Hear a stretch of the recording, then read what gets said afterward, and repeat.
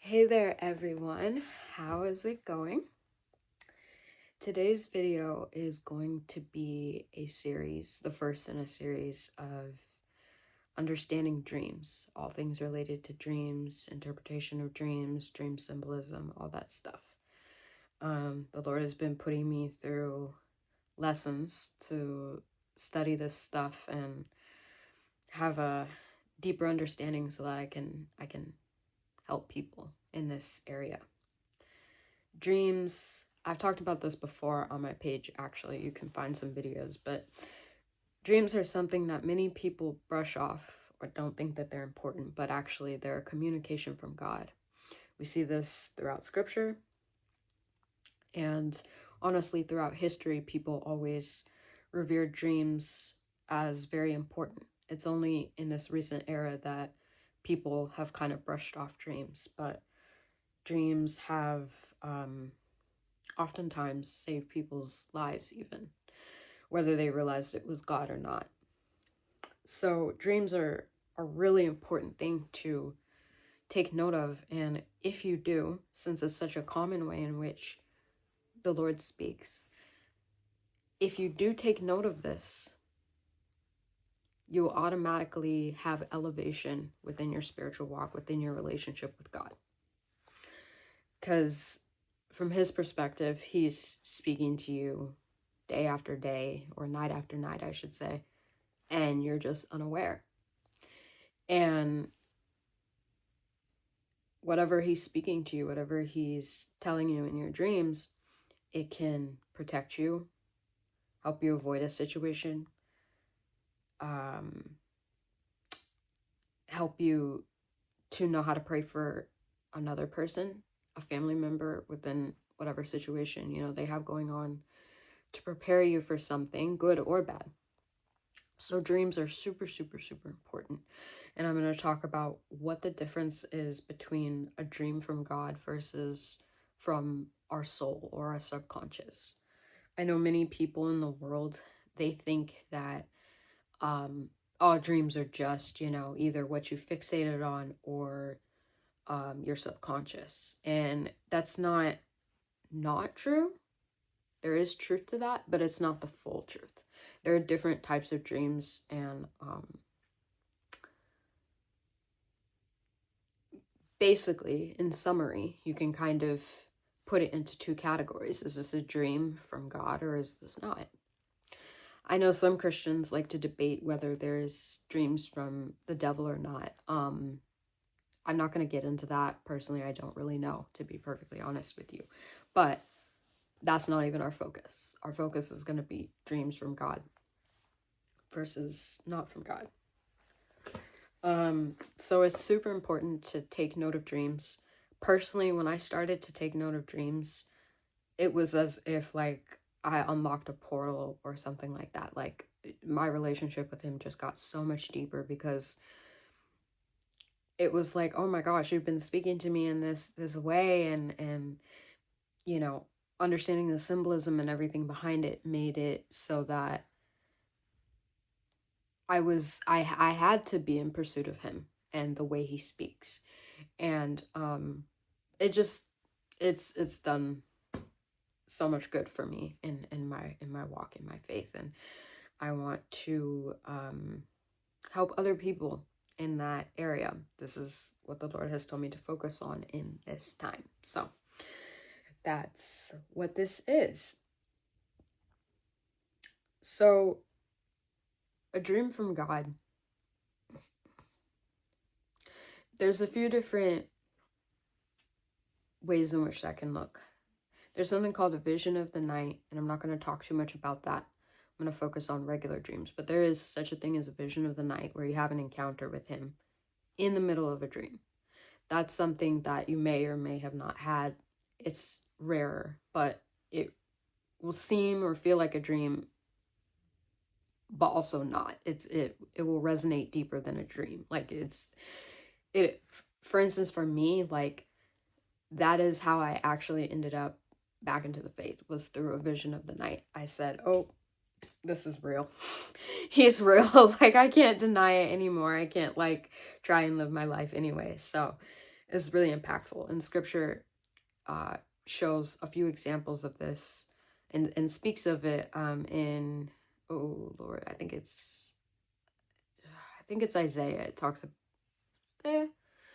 about God speaks once, twice, but man does not perceive, in dreams and visions of the night, blah, blah, blah. And an example of that would be when he speaks to Solomon about wisdom. And it looks like Solomon is having a dialogue with God, but actually it's his spirit interacting with God. And that's a vision of the night. But we're going to put that on a shelf. Maybe I'll talk more about that later. But actual dreams,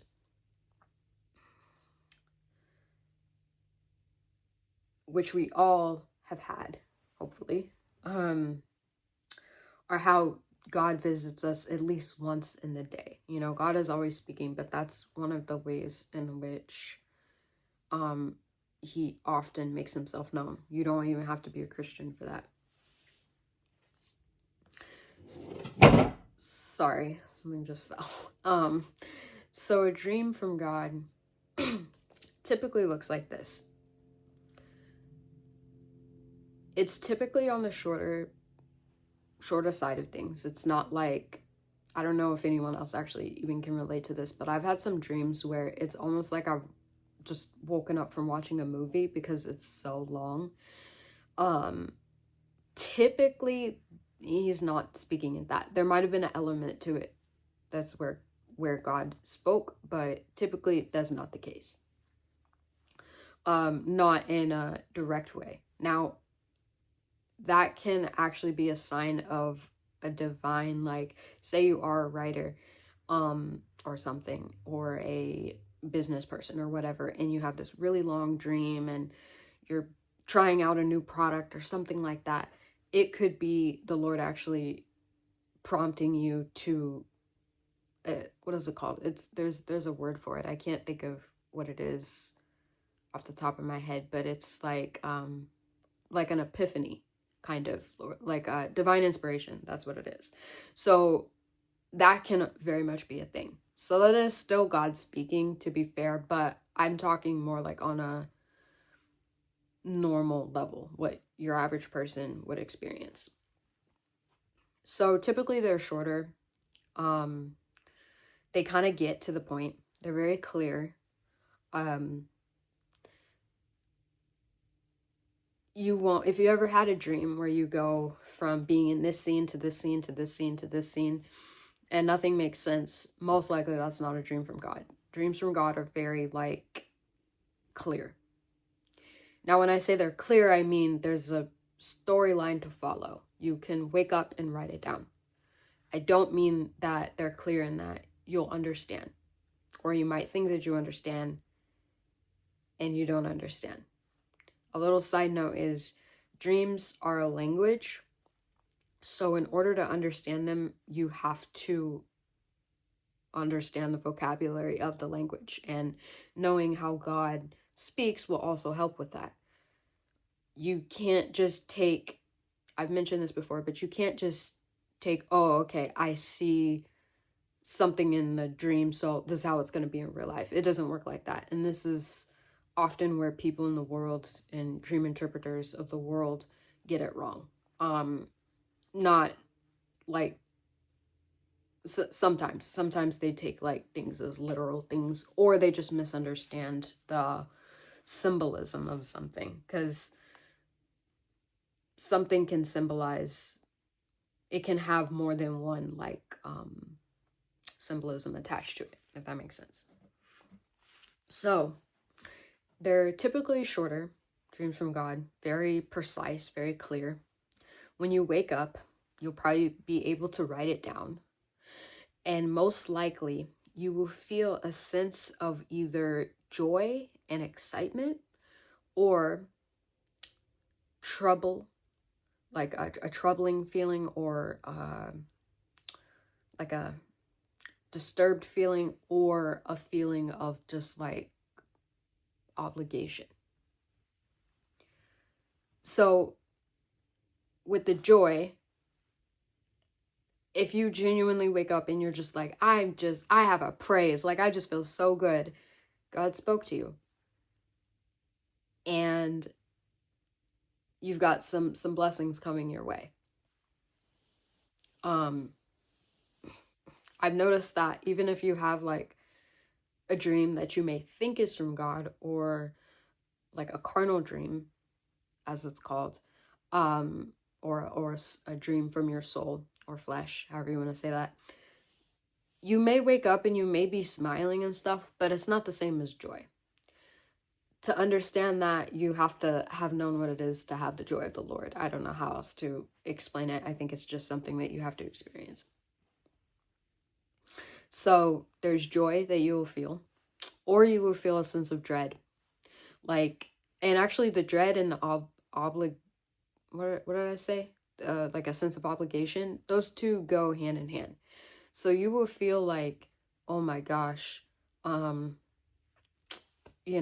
don't know why, I just know I need to do this. Like, it's not, I need to reach out to someone that I don't want to.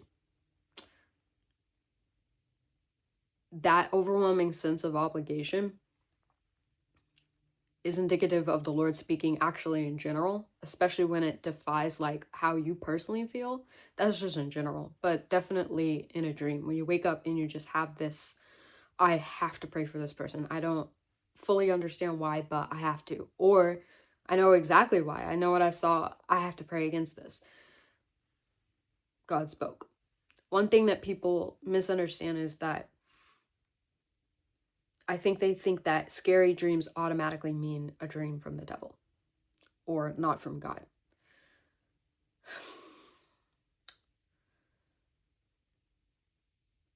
I would just... Understanding of dreams, it has so many layers to it.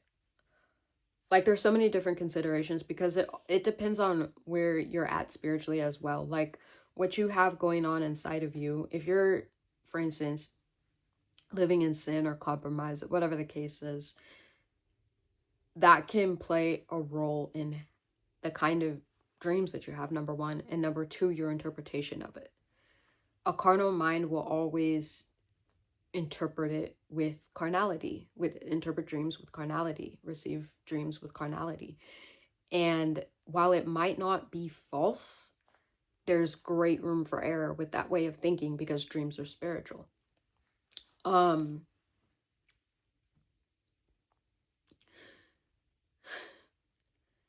If I forgot what I was talking about for a minute there, but yes, scary dreams. So if you wake up and you have that sense of urgency, that's a good word actually, urgency, alertness, whatever the case is, that is different from it being scary. That's different from a nightmare. When you have like a nightmare and it just fills you with dread and you're just scared, there's a spiritual element to that. I can't say like, oh, well, that's not God. In fact, it very well could be. But how do I explain this? When you've gotten to a certain level of understanding or depth with him, you'll know that a spirit of fear is not your portion. So if he's telling you something that startles you, it's for a reason. He can tell you something that startles you that doesn't sound very pleasant, and it's so you can pray against it, so you can fight against it, not to scare you. If your reaction is fear, that may be indicative, again, of what's inside of you, a misunderstanding of God, a misunderstanding of the dream, and maybe a few different other considerations. But there's a difference between something leading you to fear and something leading you to a sense of urgency. When I had my encounter with the Lord, it was in 2020. I'll never forget. It was the beginning of 2020. And I had the vision of the night. And so I had a dream, and then I ended up in a spiritual encounter, very much like Solomon, where I didn't have like a dialogue with God, but he spoke. And I knew it wasn't a dream in the dream. It's really hard to explain. Like, it was like, oh, I know this is not still me being asleep, even though I'm asleep. Like, it's just weird. Anyways, the weight of God's voice, oh, it fills you with so many emotions. If you ever get to hear his audible voice, he doesn't speak like this often, but I've been privileged to hear it a few times. It fills you with so many emotions, and to be honest, it doesn't sound like sweet and like, oh, I felt so comforted and blah, blah, blah. It kind of reminds you of the verses where people have encounters with angels and they say, fear not. It was like that. It was like, oh my gosh, I'm gonna die. Like, there's a sense of almost dread, almost urgency that makes it so serious, that makes it that it's not fear, pure fear, but it's not pleasant. It's kind of difficult to explain, but yeah, there's that. So those are some keys to look at if it's a dream from God. So it should be really clear. It's typically pretty short. And you will have, there's no such thing as God interacting with you and you not having some sort of like feeling towards it. It might take you a minute to fully process, but you will have some sort of reaction to it. And it could look like joy. It could look like, you know, the urgency thing. It could look like, you know, that kind of a thing. So I've personally noticed that if it's from God, excuse me, it will be very automatic. If it's from my soul, I'm sitting there like, I wonder what that meant. I wonder what that meant. And maybe that meant something. It's like I'm going on this like wild goose chase, as they say. So those are some 3 signs to look out for if it's God. Some other things that you can pay attention to. Help me, Jesus. If you have awareness in your dream, like a level of awareness, I mentioned that I said, I heard the voice of God and I knew it wasn't a dream. But I was literally not fully aware. Like I was not awake. The deeper you go with the Lord and the more he edifies your spirit, you will be able to have dreams where you can have an amount of consciousness that the world, they'll do this in a manipulative way with lucid dreaming where you want to control. This is not that, but you will just naturally have an awareness that you wouldn't typically have, where either you'll say like, oh, I'm dreaming, or you'll recall like, how do I say this? One time I had a dream and I woke up and I asked the Lord for interpretation because I knew it was from him, fell back asleep, had another dream. If you have that, he just interpreted it for you and he definitely spoke to you and he's definitely confirming it, actually. An example of this would be Pharaoh having the 2 dreams that were, even though they were different, they were actually the same dream. When I had that second dream and I asked for interpretation, there were elements of the first dream that were in the second dream. And I had the awareness of the first dream in my second dream. I hope that makes sense. But there's a level of awareness that you'll have where, you know, a common example might be you might see someone in a dream who may look nice or not. And you say, oh my gosh, I know that there's something off about this person. Or vice versa. I know that, you know, they may look a little funky or they may look nice. And I just know they're pleasant. I just know I need to like go towards them. I just know I need to gravitate towards them. If you have a level of understanding of something that you shouldn't know, like the details aren't really obvious or disclosed in the dream, that's an example of a spiritual dream or a dream that God is trying to speak to you in, if that makes sense. So awareness is a really good sign of that.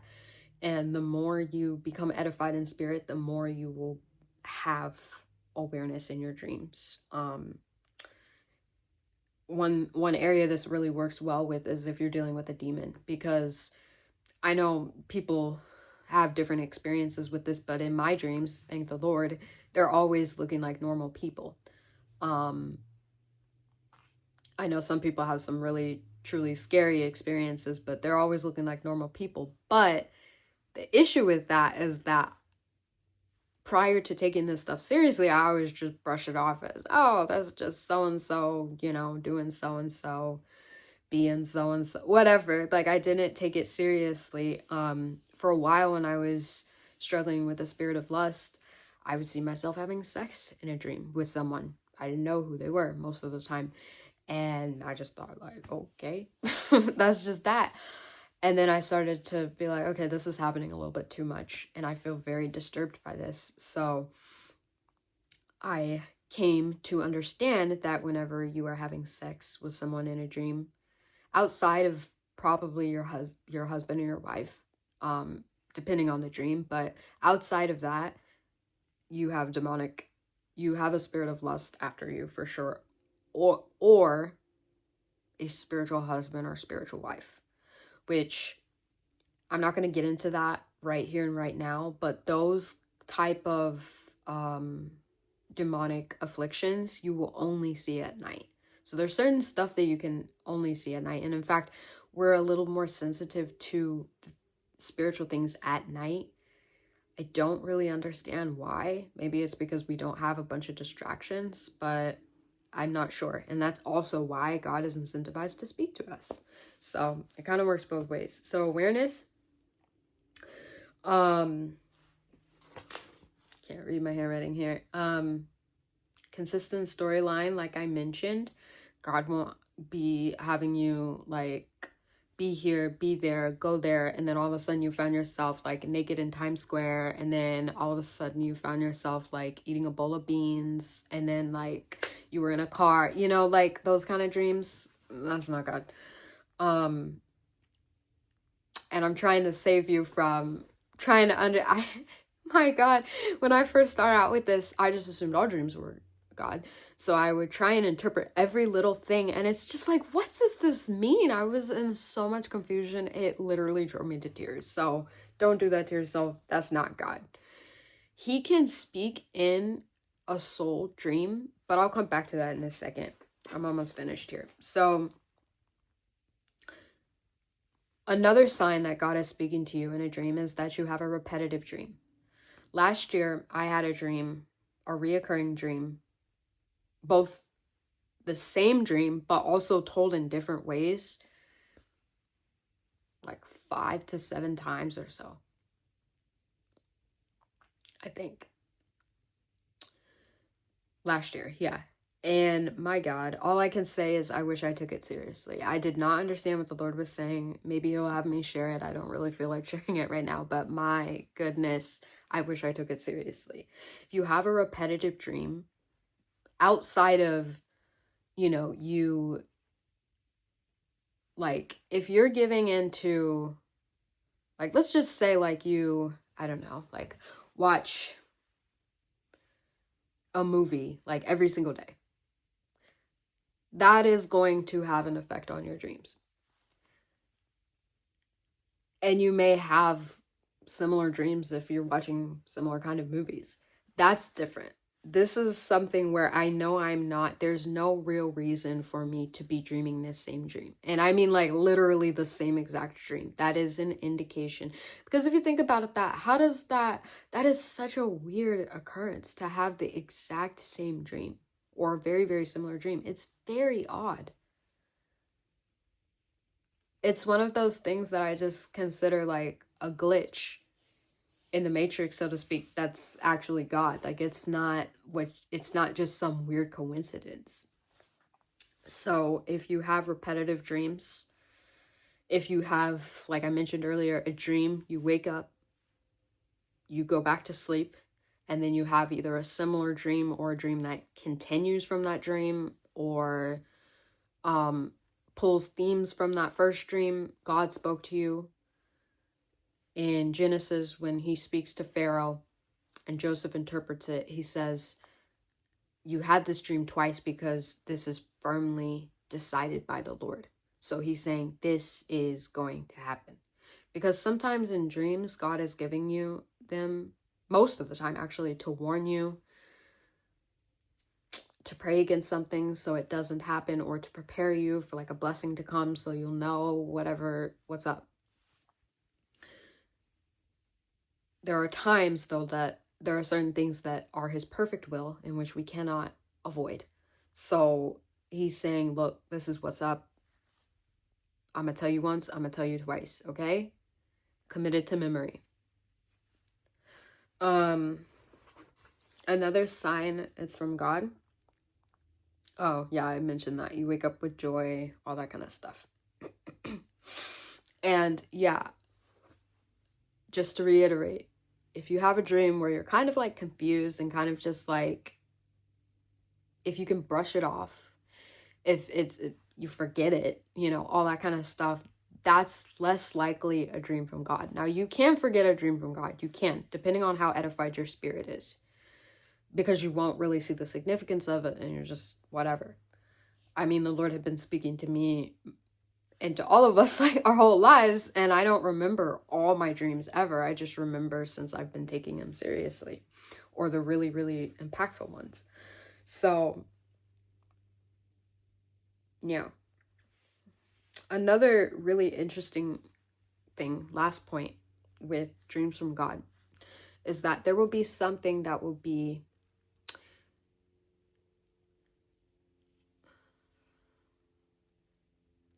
your dream could look totally like normal. You know, obviously there's like a whole range. You could have like a totally like, oh yeah, I'm talking to this person, we're out at this place we always go to, blah blah blah. Or you could have something where you're like in a totally different country experiencing all these different things, blah blah blah. So there can be a range there, but let's just say for argument's sake, you have a dream, it's like normal, you're talking to a friend, you're at this restaurant you love to go to, all this stuff. A dream from God will have an element of something very odd, very irregular, very off within the dream. Everything else could look totally normal, but there'll be something that will be odd about it. And that will be the thing that will make you wake up and say,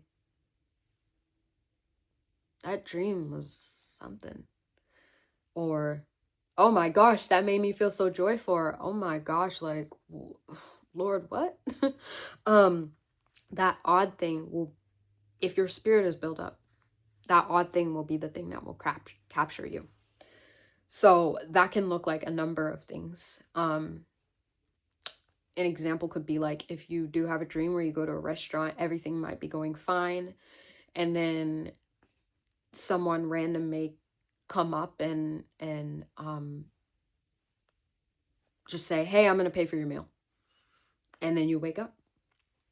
And that could speak to a someone coming into your life to bless you, or yeah, something like that. Finances also too. It could speak to that. It could be that you go to a restaurant and you order, and then someone else get your order. That would not be a good thing, right?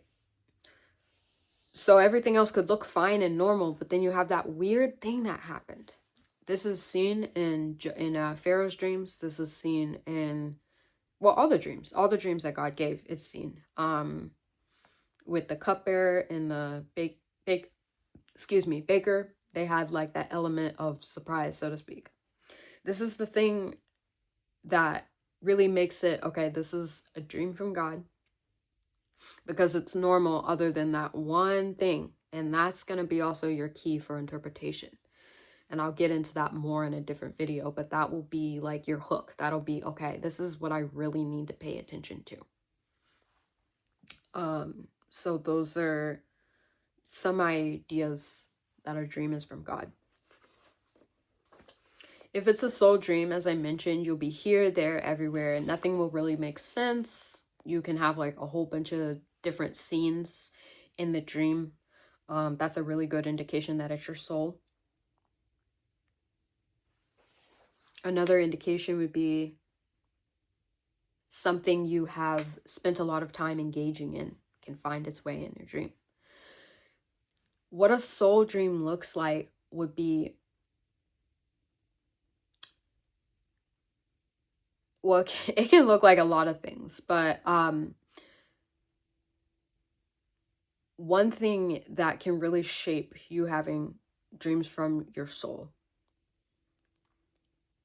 is how much time you spend on media, on your phone, doing this, doing that, especially in place of your time with God. The more you fill your mind with carnal things, the more carnal you will be and remain. And the more it's going to cloud your spiritual judgment. This is something that I've come to realize within the past couple of years or so, and it's made me very disciplined when it comes to media and stuff like that. I'm not saying I don't engage or anything, but I'm not gonna be on it endlessly, you know, I just don't like that in general because it feels very unproductive, but I'm not gonna be, you know, endlessly like watching stuff or scrolling or any of that kind of stuff. The more you take in, the more that you're taking in. So just do with that what you will. But I've come to realize that the communications of God are such that he speaks and it's really up to you to capture it. Whether he speaks in a profound way or a very subtle way. He's not typically going to tell you what it means. And this is something specific to dream interpretation that people get wrong. They think they can pray for interpretation. Now, sometimes through his mercy, he'll give you that second dream and that will be your interpretation. But I know for me, that's only happened one time. The second dream was not any more clearer than the first dream. Like, I just knew like what it was about and I knew like the general direction, but I did not have any more understanding. I'm actually going to try and spend some time trying to interpret it for the 50th time because I just, yeah. So it's really a good practice if you want to get deeper with the things of God to back away a little bit from media. At the very least, set aside like 10 minutes before you go to bed. Do not have the screen be the last thing you see before you go to bed. Spend time in prayer. Spend time in your word, whatever. To at least cleanse you, just even a little bit. The more you gravitate towards God, the less carnal things in general will have a hold on you. Like, you can still enjoy them, but it won't give you the satisfaction that the Lord will give you. So you gravitate naturally you will gravitate more towards him and the things of him. You'll be less rewarded, so to speak, by those other things. And that's okay. That's perfectly okay. That's how it should be. So I hope this has helped. I am hopefully maybe next week we'll come back with another video. We'll see how he's gonna do this. I don't know. But this is gonna be something very exciting. I hope that will really help a lot of people because I know this is an area that a lot of people need help in. And it's very difficult to know who to trust with this. There are well-meaning Christian people who want to help and say, oh, I think your dream means this, or your dream means this, or whatever the case is. And to be honest, they could be dead wrong. And it's not they're evil. It's not like they're stupid or anything like that. It's just that you have to study with this. There are a few people who are gifted with dream interpretation, but they still need to study. Even Daniel was gifted in all things with dreams and visions, and he still received something that it was above his pay grade. So it's not something that you just like, okay, I know all. Like, that doesn't work for anything that God gives us. Even if we do have a gift, there's always room for improvement. So, be very cautious with your dreams. And even though the Lord typically won't interpret them for you, still be in prayer about them. There have been a few times where the Holy Spirit will give me a level of understanding to where he doesn't like break it down like, okay, this happened because, or this means this means this happened like this. Like, that's what I will hopefully be able to do, and people who are actually skilled with dream interpretation will be able to do. But he might give me some general stuff so I can like put things together. But I pray that this blesses you and helps you, and thank you for being here. Please like if this helped, comment if you'd like to, and God bless. Bye.